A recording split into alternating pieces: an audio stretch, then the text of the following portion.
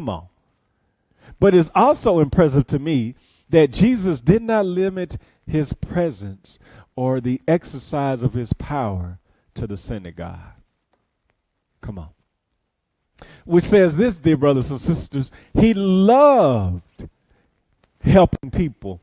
He loved going around being Jesus. He loved doing what it is that he was called to do. Now watch this. And he taught, but then he also, dear brothers and sisters, healed, delivered, set free. Come on. But he came to the world to save people. Come on.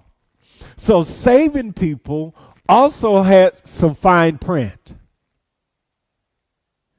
Meaning he also, I'm trying to teach y'all. He also enjoyed the fine print. He also enjoyed teaching. He also enjoyed healing. He also enjoyed delivering. Come on. Which means this. He didn't just enjoy the limelight, but he also enjoyed the work behind the scenes, a.k.a. the preparation. Whew, come on. Dear brothers and sisters, meaning you probably won't get to do what you love to do all the time on a daily basis. But you also have to learn the process or love the process or love or enjoy doing things until you get to do what you love to do all the time. Come on. I love people. I love preaching. I love encouraging folks, dear brothers and sisters. But I don't do that on an everyday basis. Come on. Most of the time I'm preaching and teaching is on Sundays and Wednesdays. But then there are other times where I've had to work jobs. There are other times I've had to do other things. But those are the fine prints, dear brothers and sisters. Come on. Dear brothers and sisters, I'm trying to teach, can you enjoy the fine print that comes with doing what you love? Woo. Come on. Can you enjoy the process until you do what you love all the time? Sometimes you can only do what you love on the weekend. Sometimes you can only do what you love at night because you work in your regular job. Come on. But finding joy in doing what you love, but also finding peace in doing what you have to do until you do what you love. Let me say that again. Find peace in doing what you have to do until you find joy in doing what you love. Whew, that's somebody's quote of the day. Come on. You got to find peace in the job that you don't like. You got to find peace in cleaning up the house behind the kids that you love. You got to find peace in cooking for a man when you don't like to cook, but you love him. Come on. Or vice versa. So you have to find peace in doing what you have to do until you find the joy in doing what you love.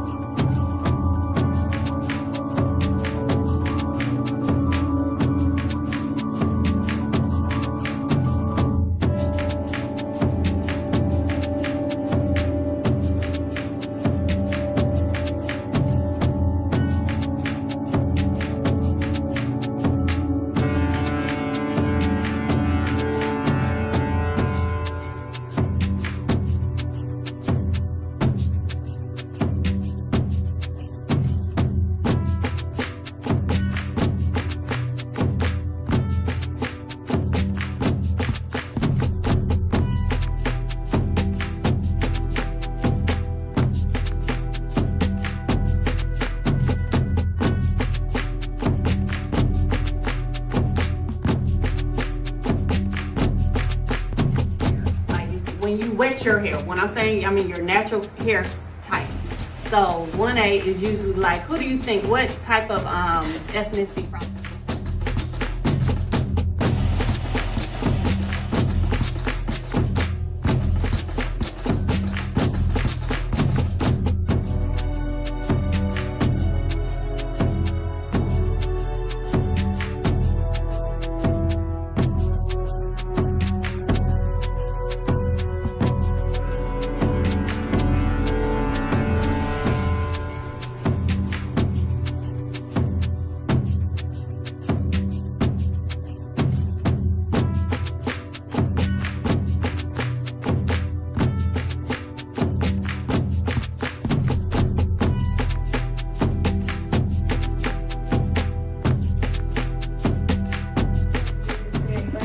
then I gave her some bow coat to make it look like a little bit.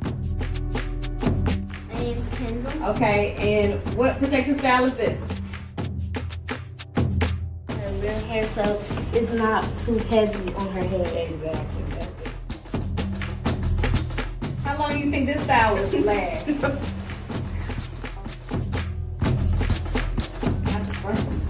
the ends are tucked. The ends are tucked and sealed underneath. Okay, go ahead. So I tried to face that. This is not how I was going to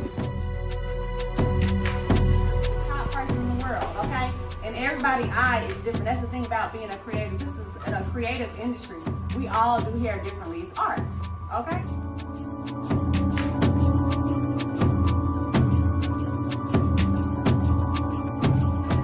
I want to be a so I need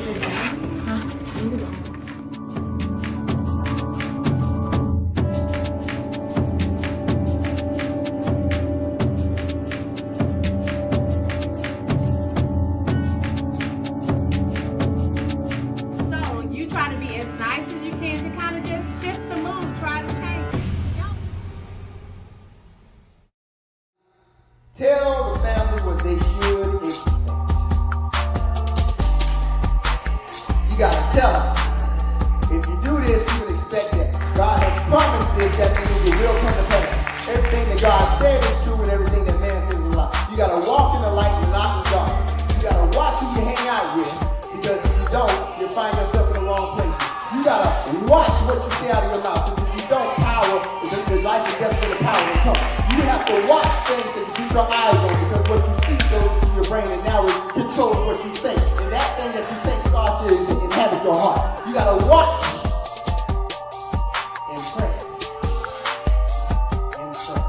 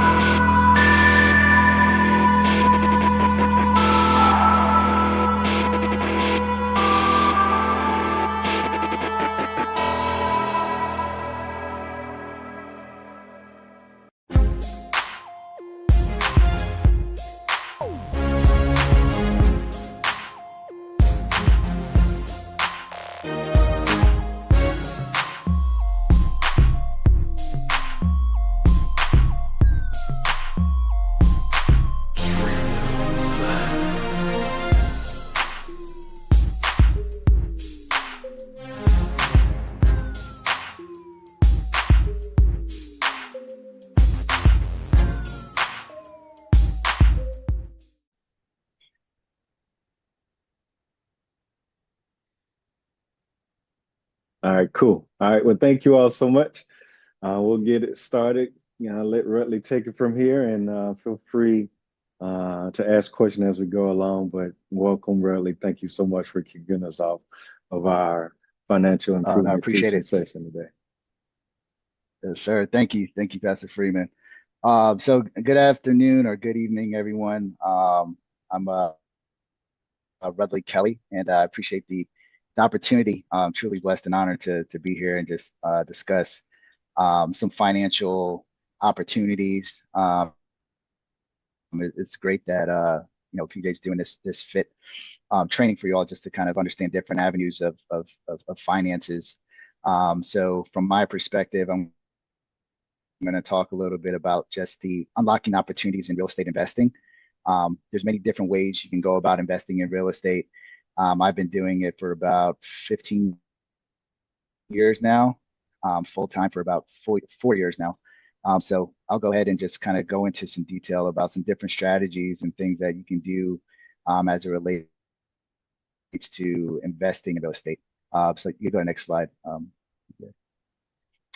So I guess before I get started, for those of you who don't know me, I'll just give you a little background about myself. I actually originally from Connecticut. I relocated down here in 2007. From my job at the time, I was working in corporate America. I was working with General Electric, doing sales leadership type of roles. And then I transitioned to companies like Sage Software, which is like electronic accounting software, as well as CRM software. I did Athena Health, which is medical software. And then I also did sales for a company called Beyond Trust, which was in cybersecurity. So my entire time down here, moving down here from Connecticut, I was doing pretty well, moving up and throughout the corporate ladder, but I always had a entrepreneurial type endeavors that I wanted to pursue, and that mindset was something that always stuck with me. So while working in corporate, I wanted to go ahead and kind of get some additional business knowledge on how to run my own business. So I went ahead and enrolled in UGA MBA program, and did that for 2 years. Got my master's in business administration. And in between that time, or right after, I was still working in my corporate job. But in between that time, I did join a few other real estate type educational groups, one specifically called Fortune Builders, where they focus on teaching how to learn how to fix and flip properties. One of those, probably those infomercials you may see in the middle of the night. I actually signed up for one of those. Pretty pricey investments. So I wouldn't necessarily say you have to go that route. But all in all, it still worked out for me, and definitely learned a ton of knowledge. And as a result of that, in 2015 is when I launched my company, K1 Home Solutions, which focuses on residential redevelopment. Now it's grown to, started off doing fix and flip. Then I moved into buying long-term rental properties, moved into buying Airbnb properties, midterm rentals, and now also doing new construction. And then in 2020, kind of at the beginning stages of COVID, is when I moved into doing real estate full time, and left my corporate job. So I go over the kind of the story and history of that is because while working in all of these companies that I was working in, I was still doing real estate on the side. So it's not something where you necessarily need to leave your job or leave your 9 to 5, or leave what you currently have going on. It can be done while you're working in another occupation. And I'm just going to go over some of the ways that you can do that. So you can go to the next slide.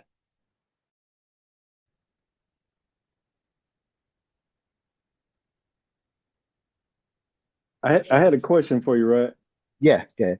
So I saw how you talked about how you incrementally moved up to new construction or whatnot. Was that your end goal, or did you just, as you were open to new stuff, you was like, hey, I can do that as well? Or how was your big vision or your goal getting into construction and all that? Or Yeah, I mean, no, that's a good question. Yeah, I think I always did want to eventually get into new construction. I didn't necessarily have a timeline for that, but just from doing fix and flips, and then to the different levels of fix and flips that I was able to do, from just a cosmetic fix and flip to eventually doing a full gut renovation, which is pretty much almost doing a new construction besides, putting out a new foundation. It was kind of the natural next step to pursue that. And at the time, I was looked into another educational mentorship type program with someone here in the Atlanta area that does new construction. And I was able to join that program and learn the steps of doing new construction.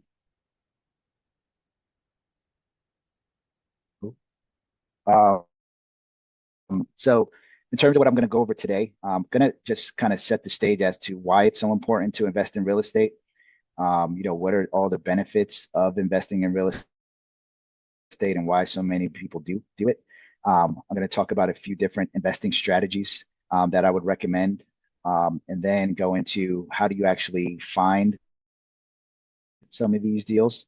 And then lastly, go into kind of the number one issue, or say issue, but one of the things that you have to be considerate of is how to actually raise money to actually fund these deals. So I'll go over all those things. So I'll go into kind of the 6 reasons why to invest in real estate. So as I was preparing this presentation, a lot of these things I already knew, but it was good to kind of do a little bit deep dive into it to really get some of these statistics that I wasn't actually 100% aware of. So number one, right? Real estate is definitely a proven wealth builder. I always knew that, the majority of wealthy individuals in this country and all over the country all have something in common, which is real estate. I didn't realize it was 90%. So 90% of millionaires have built their wealth through real estate, right? That's a huge alarming number, right? That shows you, like, if you're looking to generate wealth, long-term wealth and generational wealth, real estate, you want to kind of follow those crumbs of success. And if 90% of the millionaires have achieved their wealth through real estate, which, I believe is real estate in addition to building businesses, that's something that you kind of have to really pay attention to, right? So the reason why so many millionaires are investing in real estate is because of so many of the benefits, but one of them is kind of the steady appreciation. That asset that you have is going to continue to gain over the years, right? 3 to 5% annually is the average number of what you can expect a house to appreciate. Of course, every 8 to 10 years, it's cyclical, right? You'll have those downturns, those recessions, a little bit of what we're going through right now, but it always comes back around. It's cyclical, right? So those are in it for the long term and hold on to those properties will eventually see that wealth, right? And just speaking into that, the wealth gap, homeowners have a median net worth of $255,000 compared to renters' median net worth of just $6,300. So just by owning a piece of real estate has a tremendous impact on your net worth. Reason why is because, once again, going into that appreciation, that equity play that you're able to get from owning real estate. So leading into that, you also have generational wealth transfer. You have the ability to pass down the property throughout your family, your heirs. And also for me specifically, one of the points, it's like a forced savings account. I look at each property that I own as basically a savings account for me. Number one, it's appreciating, like I mentioned before, 3 to 5% annually, right? So that's higher than most of your savings accounts. But in addition to that, you're also having, if you have the property rented, you also have someone that's in that property that's paying down that principal balance that is also increasing your equity position, right? So over time, basically each one of these properties are like a savings account for you. It's not immediately liquid, which is something that you don't want, right? In a savings account, you don't want to have quick access to a savings account. Checking you do, but not savings. So this forces you to save funds, and it continues to grow at a rate that far surpasses what you're going to get in a bank. There's also the tax benefits, deductions, the mortgage interest, property taxes, depreciation, capital gains, 1031 exchanges, which allows you to defer taxes many different ways. You go to the next slide.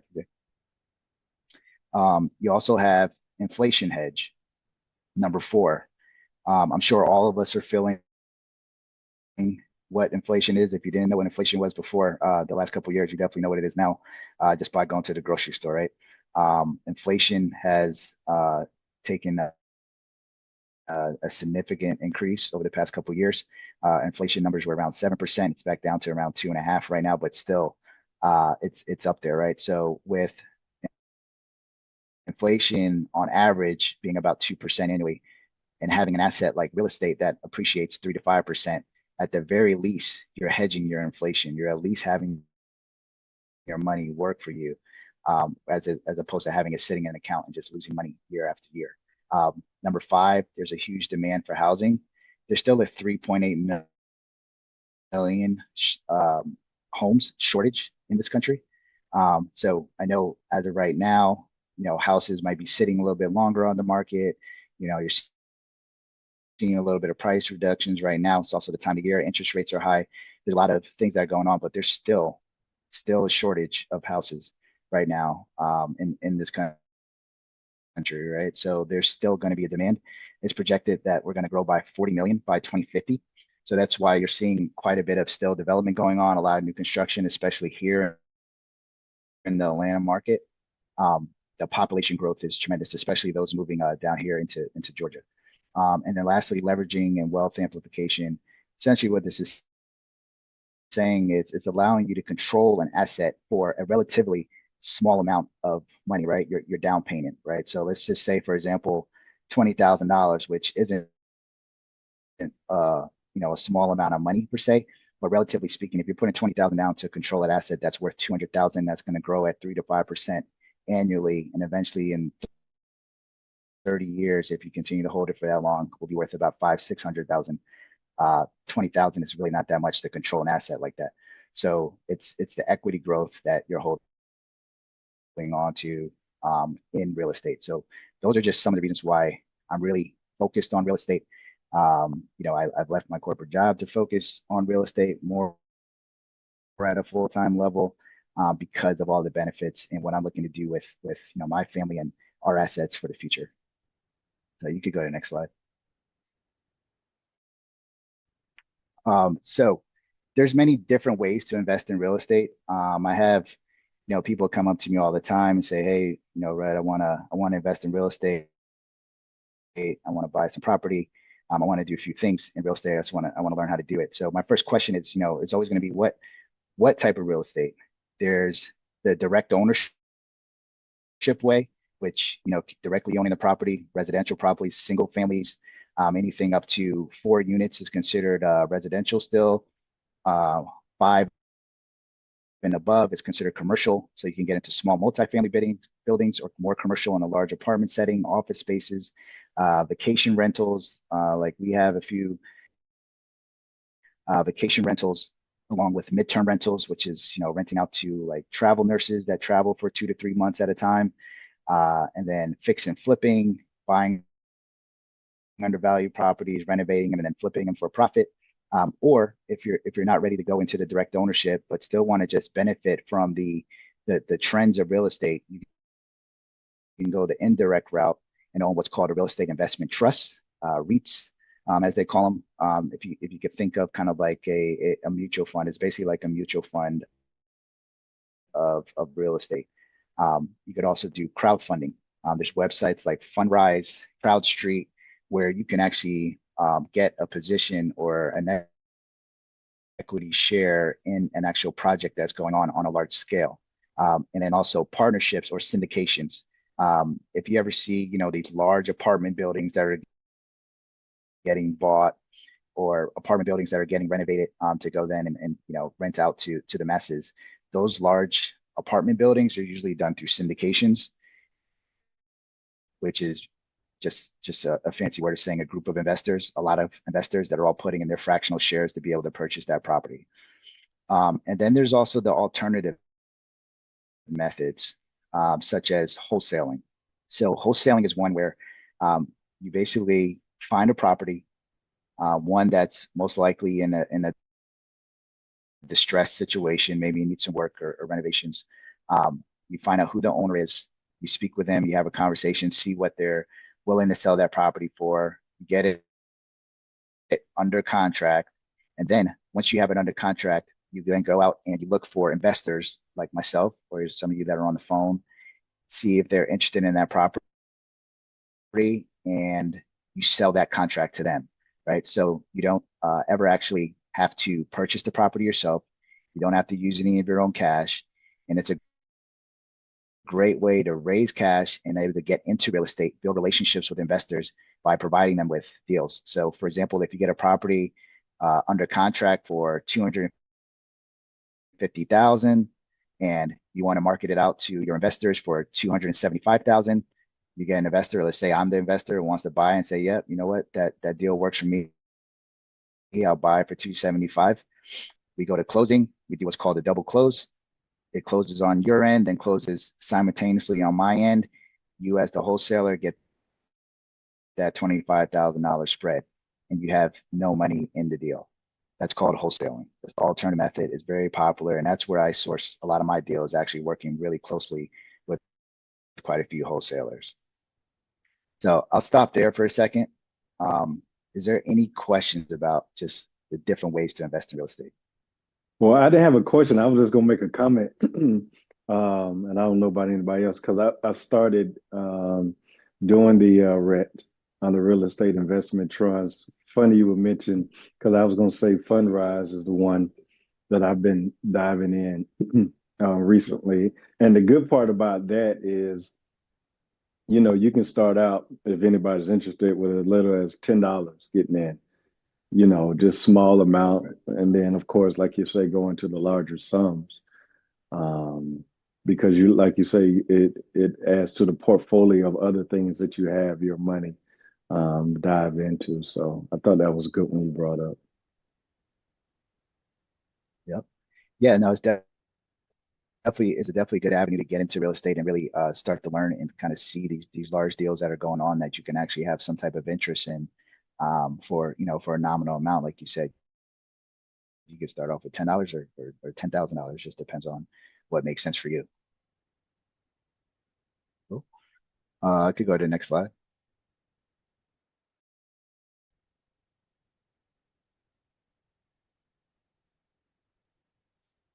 So now I'm just going to kind of go into some of the different strategies you could utilize for purchasing investment property. So one of them is called house hacking. So this is basically when you're able to buy a multifamily property, whether duplex, triplex, or fourplex, actually live in one of the units and then rent out one of the other units. And in doing so, you're able to purchase that property because it's going to be your primary residence using a FHA loan or a conventional loan. But FHA loan as little as 3.5% down, conventional loan 5% down. And then if you want to stay in that property for a year, because that's basically the time frame that you have to hold that as your primary residence, and then move out and then purchase another property. But the great thing about this is that you're allowed to use it as you're buying, once again, another primary residence, utilizing the same FHA loan, 3.5% down or 5% down, conventional, and do it over and over again as many times as you would like to. So the reason why this is a great strategy, and one that I wish I did when I first started, my first property I bought right out of college, but it was a townhome, which definitely is still a good investment. But if I was to do it over again, and what I'm teaching my nieces and nephews as they're graduating college now is to buy a multifamily. Even if you can't buy a multifamily, you could buy a house with a basement that's finished and rent out the basement. Basically, what this allows you to do is buy a property with, once again, very minimal down, 3.5% or 5% down, control an asset. You now have your first investment property once you move out of it into your next property after a year. The reason, again, why this is so important is because now for myself, right, I have kids, I have to be concerned about school districts. I can't just up and move my family again. So the properties that I buy, as far as rental properties that I want to hold on to, on average, I have to put down 20 to 25% down, right? So that's the big difference, right? 20 to 25% down versus 3.5% to 5% down by just doing house hacking. So if you have the ability to do that, I would definitely look into that as a great way to get into investing in property. Another way is partnering with others, right? You may have the capital or some of the capital, but you may not have the experience as far as how to say, for example, do a fix and flip, right? I've done it before where I've had someone invest the capital. And then I obviously have the experience of doing fix and flips, and we did a 50-50 split on the profits, right? You can do things like that if you're able to find a deal, provide some of the capital, and then also have the ability to learn alongside that person that you trust, someone that's actually in the business, and partner up, right? So that's another great way to get started, and also a great way to scale. I partner one of my best friends, Bilal Little. We own rental properties together. It was a great way for us to team up together and scale our portfolio. Another one, real estate wholesaling, like I just kind of mentioned on a couple slides ago, finding a property at a discount and putting it under contract. I work with wholesalers all the time, and this is how I find a good majority of my deals without me actually having to spend a dollar on marketing and other things like that, which I also do, but wholesaling is more of a natural progression of finding properties and networking with folks. You also have your FHA 203K loans, which is basically a government-backed loan that allows you to utilize it for purchasing the property along with the renovation costs. So if you find a property that's maybe needs some work, but you don't necessarily have all the funds to do it yourself, you can do one of these loans that allows you to do that. And then one of the strategies is the burst strategy. This is absolutely one of my favorite strategies. This is what helped me build up my rental portfolio. The burst strategy stands for buy, rehab, rent, refinance, and repeat. So you could go to the next slide. I'm gonna go into a little bit more detail about the burst strategy. And before I do, has anyone on the call ever heard about the burst strategy before? No? Okay. Nope, not me. This is my first time. Okay. So with the burst strategy, as I mentioned before, right, I started out with doing fix and flips, finding distressed properties, renovating them, getting them in great condition, and then selling them. When I discovered that instead of selling these properties, I could actually hold onto them after renovating them and having a beautiful asset now that's already been completely renovated and then also rented out. That was something that I really honed in on a few years ago. So basically what the burst strategy is, it allows you to purchase a property just like you would on any other fix and flip.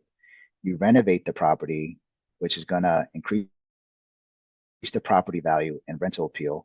And then you get a tenant, rent the property out, which the property is completely renovated. So it's going to allow you to get pretty good rents on it, right? Everything is completely brand new. Once you have that tenant in there, you have that cash flow going, you then go ahead and refinance the property based off of the new value of the property, the ARV, right? After repair value. Once you do that, you refinance out, you're gonna basically get all your money back out, plus some additional cash, depending on what price point you bought the property. And then lastly, you repeat, you basically are able to use the refinance funds that you already just invested in the property to reinvest in more properties. So we go to the next slide. Let's talk about some of the benefits of doing this.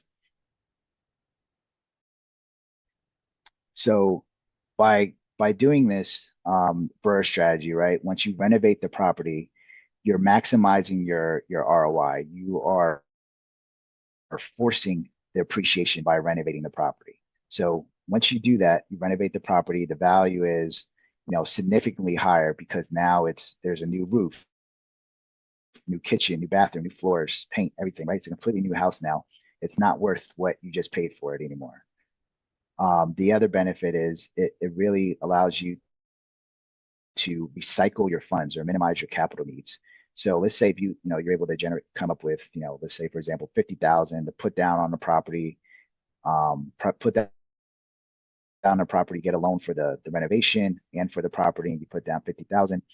Once you refinance out, if you've done this correctly, you'll be able to get that 50,000 back out of the property and use it again for the next property.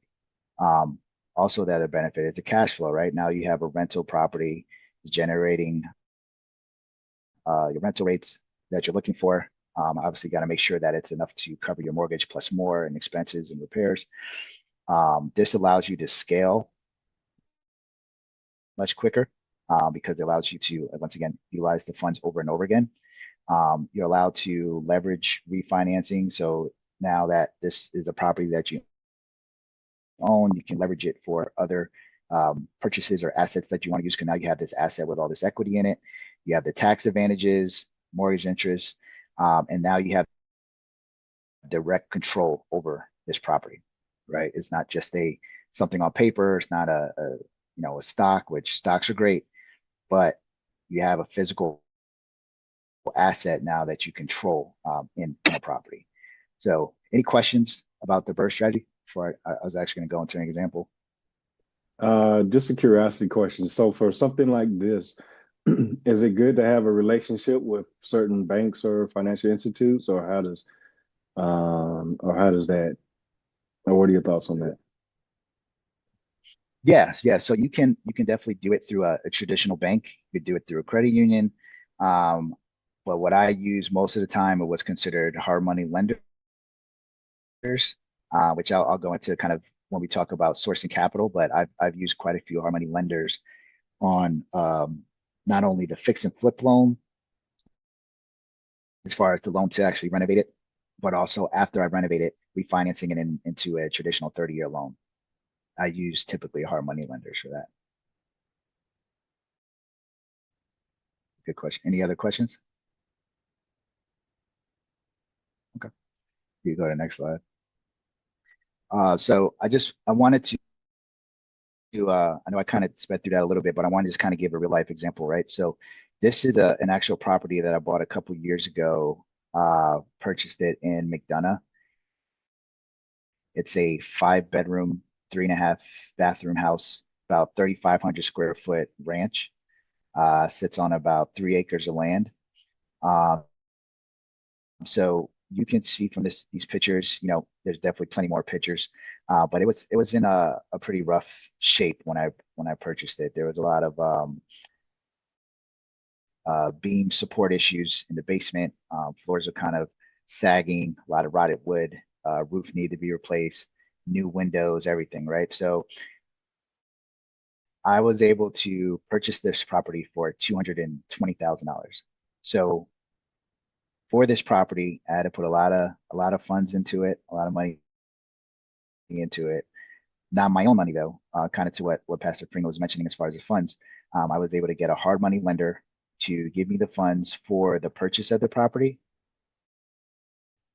which was about 80% of the purchase of the property, and then 100% of the renovation costs, which is about $160,000 to renovate this property. So if you go to the next slide. So this is the property after I renovated, right? Again, this is where on one of the more larger renovations that I've done, just based on the square footage of it. But as you can see, new roof, new painting on the exterior, some cedar beams, new flooring throughout, new kitchen cabinets, appliances, bathroom, tiled shower, just really do it up to the condition that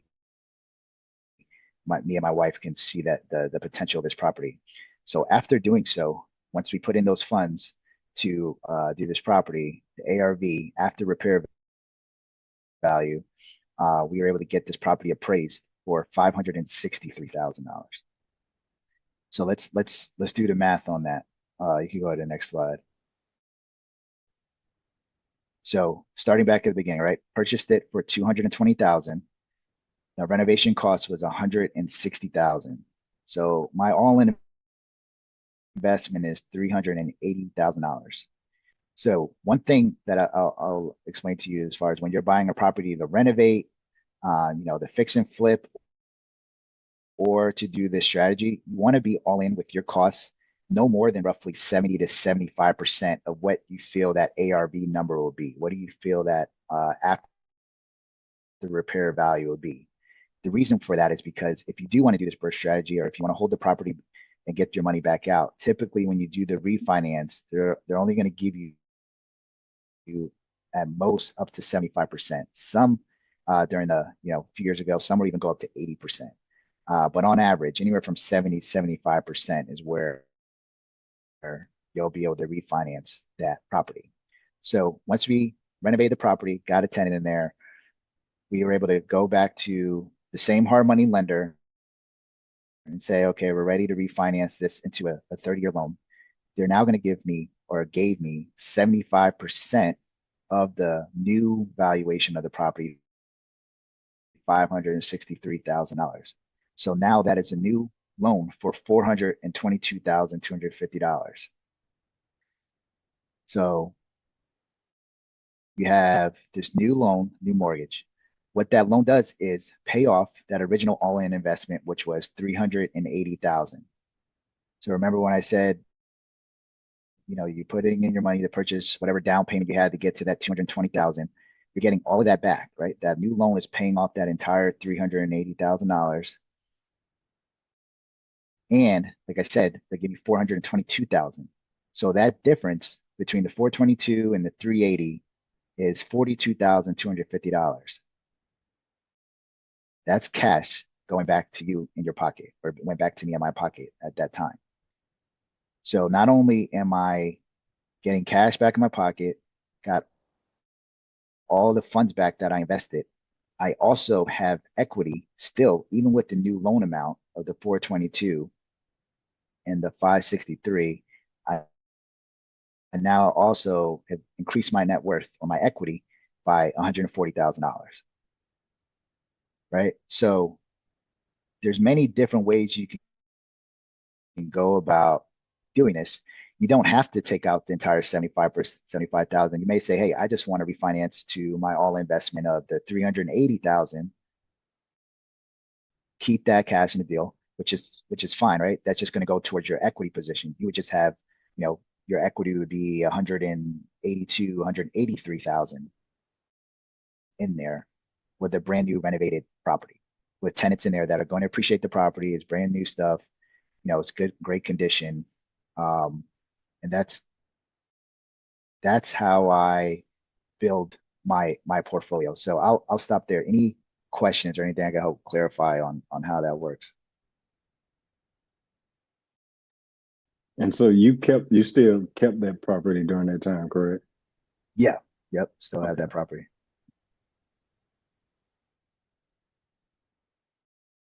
No questions? Okay. So we'll go on to the next slide. So I'm just going to kind of talk a little bit about kind of the different ways to actually find real estate deals, right? Like finding a deal like that. How do I find a deal for 220,000 that's eventually going to turn into a property that's worth 563,000? So for that specific deal, actually done through my first point here is networking. I was able to find that deal more so of just kind of speaking about what I do as a business, social media, and just posting about a lot of the activity that I do within the real estate industry. A family friend of mine reached out to my sister and just told them that, hey, my father is looking to get rid of this property. It's in pretty bad shape. He just wants to kind of get out of it what he can. There's no mortgage on the property. He just wants to, get some cash. So that is from networking, right? I also go to a lot of real estate meetings. I go to a lot of meetups. There's a lot of real estate clubs that are around the area that you can go to. I go to a meeting once a month in Atlanta. That's a bunch of real estate investors that everyone goes to, but also wholesalers come to those meetings. And that's where I meet wholesalers, get their information, talk to them, find out what they might be having coming up, or just at least keeping open line of communication with them. There's also marketing strategies. You can either do direct marketing strategies like direct mail, right? Sending out postcards, finding out a lead list of motivated sellers, postcards, calling. Sometimes you can hire virtual assistants that will make those phone calls for you. You can also use online tools and platforms such as, I'm also a realtor. So that's another way for me to find deals. Specifically, I work and help other people find investment properties, but also for myself, I'm able to search on the MLS and look for these type of properties that might be sitting on the market for 120 days, 180 days in bad shape, and they need some help. Or creative strategies, right? Again, um, I found deals just going through probate situations, right? Someone passes away, their children maybe inherits a property. They don't necessarily have the means to hold on to that property. They didn't realize it was in the condition that it was, but yet they're still having to pay a mortgage on this property.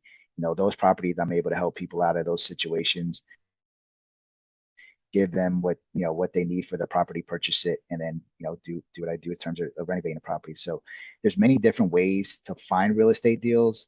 You really just have to be creative. Driving for dollars is another one that kind of goes under the radar, but it's one that it's probably one of the most beneficial ones. Is literally, if you're just driving around, take some of those off roads, some of those back roads, and look at some of those property that you see that look a little bit distressed. Maybe the windows are boarded up, or maybe the windows look in fine shape, but the roof looks a little damaged and the grass is above your knees, showing that someone's not there, and there's a bunch of mail just sitting on the piling up on the front porch, right? That might be a sign that there's no one there, or it's been vacated. What you do, there's many different online sources that you can utilize to find out who the owner of that property is. Just get the phone number, give them a call and see, hey, I don't even know if you realize what the condition of the property is, but I passed by, here's a picture.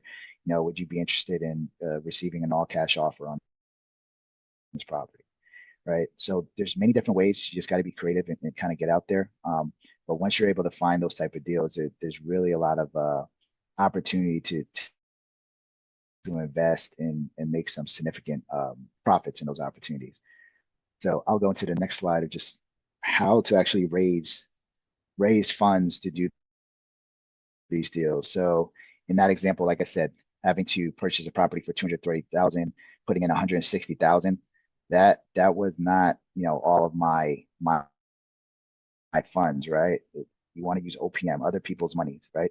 So you could either use some of your savings, but that's kind of limiting, right? You can only save but so much, right? So you may be able to leverage people that have some funds that are in a savings account that's earning 0.5% interest, and say, hey, I can offer you 10% on this deal if you're willing to contribute to funding this property. So savings accounts, HELOCs, if you already own some property, doing a low interest financing HELOC or home equity loan, retirement accounts, IRAs, but really more so than like your traditional 401ks, there's what's called self-direct IRAs or self-direct 401ks. And basically what these self-directs allow you to do is transfer your funds from maybe your traditional 401k into a self-direct, which allows you and gives you the flexibility to invest in real estate versus the 401ks that you currently may have in your company right now that you're working at, that you can only leverage it for stock, which is, again, it's also a good thing. Not saying not to do those things as well, but if you have a 401k laying around from maybe one of your prior companies that's just kind of sitting, you can transfer those funds into a self-direct and use those funds for real estate. So those are some of the personal resources. You go to the next slide. Obviously, loans and financing, you can go the traditional loans through banks or credit unions. Those are definitely fine. Those are where you're going to get your traditional, lower interest rates, but it does require a lot more paperwork, tax returns, pay stubs, and all those things that you typically have to provide with a traditional loan. Another one is hard money loans, which is one that I said I've used quite a bit on my flips and even some of my rentals. Hard money loans, they don't necessarily base their approval on you as the person itself. They're focused more so primarily on the deal itself. So they want to know, does the deal make sense? You'll have to provide a scope of work. What are you intending to do with the property? How much you're intending to spend on the property? What do you feel the ARV after repair value may be on that property. And if the numbers make sense, they will fund that deal at a much quicker pace for you. However, there is a cost to that. There is going to be a higher rate. You're going to have probably some higher points, especially if you're new to it. As you continue to do more and more, you build a relationship, your points are lower, and things like that. But just at the pace that you can move with these loans is why they're favorable for a lot of investors that know what they're doing and aren't looking to hold on to this type of loan for that long, or know how to refinance out into a lower interest loan. There's also portfolio loans that allow you to put multiple properties into one single loan. You can go to the next slide. Again, sourcing capital, partnering, syndication. As I mentioned, these syndications, again, are those ways of kind of pulling those resources, getting those larger deals, larger apartment buildings, complexes. Pretty much 99% of those are going to be done through some sort of syndication deal. So that's another way that you can get involved in source capital. You don't have to do a large scale syndication to buy a single family house, right? That could just be partnering with a few, maybe family members or people that you just know in your network, right? You'd be surprised at the people in your network that have some funds, but don't know where to invest it, right? So I always tell people that I work with, or other investors that I work with, is find the deal first. The money will follow. Don't worry about the money. If it's a good deal, the money will follow it. There's plenty of money out there to make the deal work, but if you gotta make sure you get the deal first. So partnering and syndication, and then you go to the next slide. And then creative financing as one of the last ones. There's always the opportunity to do any type of seller financing that gives you some flexibility where you don't have to go to a traditional bank, right? You can create your own terms. You can get really flexible and creative with seller financing, especially if you find a homeowner that owns the property outright already. Offer them some terms. It all goes back to figuring out what is their current situation. How can you be of service to them, right? You don't want to make the as far as the deal seeking all about just kind of trying to make money, right? Me, at least for myself, right, as an investor, I'm looking at how am I solving a problem? How am I helping this person out in this situation? And if seller financing is something that's going to help them, where maybe they just need some funds right now to take care of medical bills on a large lump sum, and then they're willing to take funds on a monthly basis for the next 3 to 4 years, and then have a balloon payment at the end of 4 years, the entire loan, then that could be a favorable option for both parties. There's lease options that allows you to control the property up front, and then also subject to deals. Subject to deal allows you to basically take over a property with the existing mortgage still in place. There's a lot of subject to deals that are going on right now where, because 2-3 years ago people were able to get those 2.5-3% interest rates. There's the possibility of getting a property subject to, maybe you want to keep that mortgage in place, but you're trying to purchase the property, so you have that property deeded over and keeping it in place still with that lower interest rate. So those are just a few ways of getting capital for a deal. Any questions there? I think I saw a question pop up, but I saw it went away. Yeah, somebody says, how do you find investors? Investors in terms of like if you're looking to wholesale to investors or something like that, you can find them really all over, but really going to these real estate meetings, networking.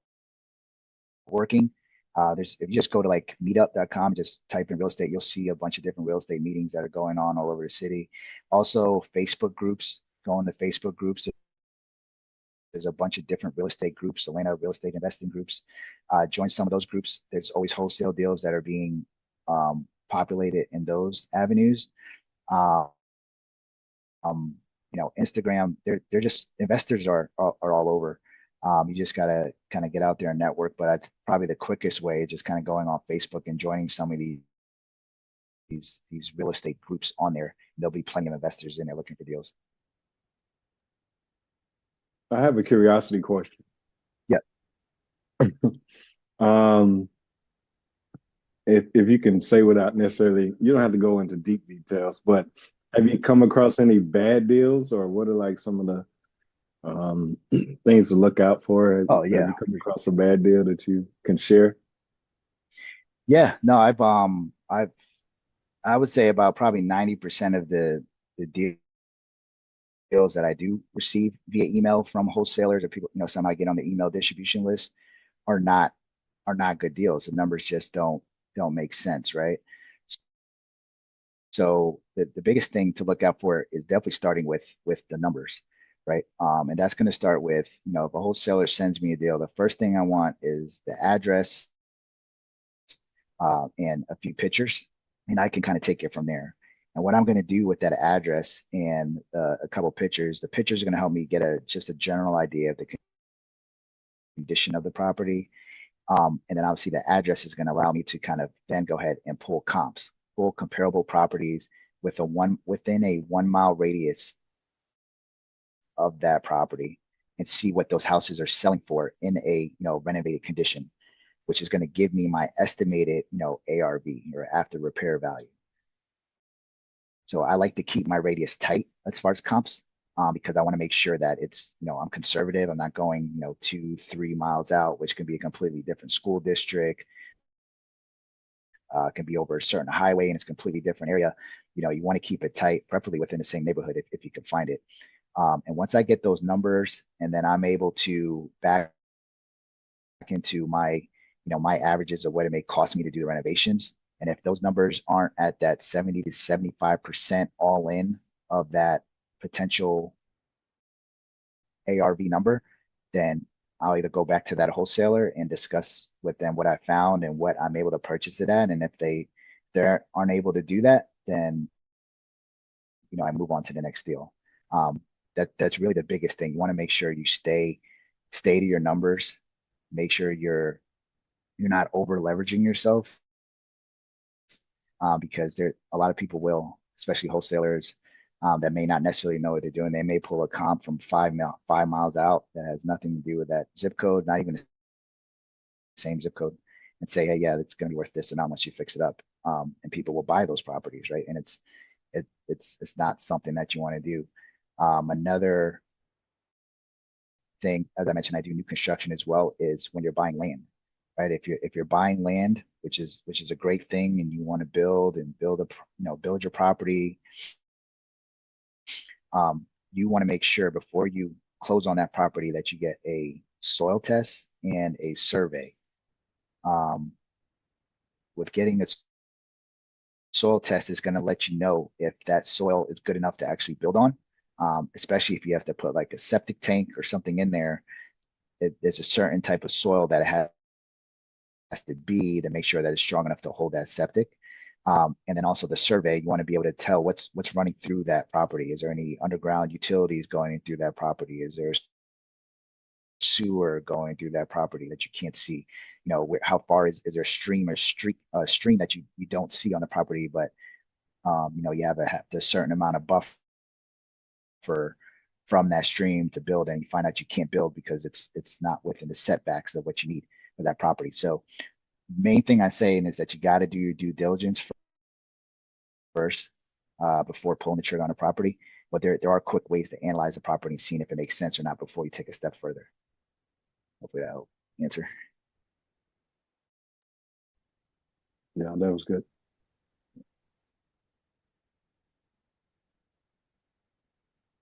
Cool. Well, I know that said it was that hour, but I'm definitely willing to stay out to answer any questions. But I would just say for next steps, and hopefully just kind of give you guys some nuggets of things to consider. I would say to yourself, what strategy resonates with you most? Is it house hacking? Is it fix and flipping? Is it new construction? Is it doing the BRRRR strategy? Is it long-term rentals, Airbnb, midterm rentals? There's so many different ways, but I would just say pick a couple that interest you, and then go ahead and dive deeper. Look on YouTube. Biggerpockets.com is a great website that I recommend joining. It has a ton of information on there. They have a YouTube channel along with their website, but they have so much information on there for every aspect of real estate. Is really where I would point you to start your research. Attend meetings, go to some of these meetups that I'm telling you about. I can send some your way and tell you which ones to go to, and find a mentor, find someone that's actually doing it, that you trust, and get information from them, and just ask them the questions, shadow them, follow them along, and then after you get your knowledge, take action. Look into what are the next steps for you to get that first property, or if you already have a property, you're looking at what's the next steps to get that next property. But the main thing is to take action. You're never going to have 100% of the information that you're looking for. Some of the best knowledge is just going to be learned as you're going through the process, but you want to get enough information to be, to be doing your proper due diligence and making sure you're taking calculated risk. But once you do that, you gotta move forward and just go ahead and pursue what you're looking to accomplish. So that being said, I have my contact information here. Any questions or anything that you guys want to reach out? Like I said, I'm willing to, if you have any questions now as well, but here's my contact information if you think of anything else after the call. All right, hold on. Any questions I hope answer now? Hold on one second. Yeah. I have a question. Hey, Miss Mary. Hi, Rudley. Yes,